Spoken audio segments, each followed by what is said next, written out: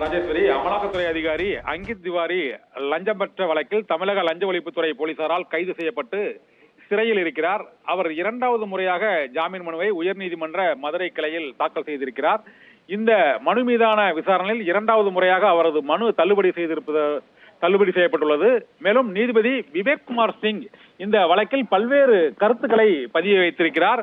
அவர் ஊழல் என்பது எந்த துறையில் இருந்தாலும் ஒழிக்க வேண்டியதுதான் என்று அவர் தெரிவித்திருக்கிறார். மேலும் அதிகாரிகள் கையூட்டு பெறுவதை ஒருபோதும் ஏற்றுக்கொள்ள இயலாது என்பதால் அங்கித் திவாரியின் ஜாமீன் மனுவை இரண்டாவது முறையாக மதுரை உயர்நீதிமன்ற கிளை நீதிபதி விவேக் குமார் சிங் தள்ளுபடி செய்து உத்தரவிட்டிருக்கிறார். இதனால் தமிழக லஞ்ச ஒழிப்புத்துறை போலீசாரால் கைது செய்யப்பட்டு சிறையில் உள்ள அமலாக்கத்துறை அதிகாரி அங்கித் திவாரி திண்டுக்கல்லை சேர்ந்த மருத்துவரிடம் 20 லட்சம் ரூபாய் லஞ்சம் பெற்ற போது கையும் களவுமாக கைது செய்யப்பட்டு அவர் இப்போது மதுரை சிறையில் இருக்கிறார். அதனால் அவருக்கு இரண்டாவது முறையாக அவரது ஜாமீன் மனு ரத்து செய்யப்பட்டிருக்கிறது.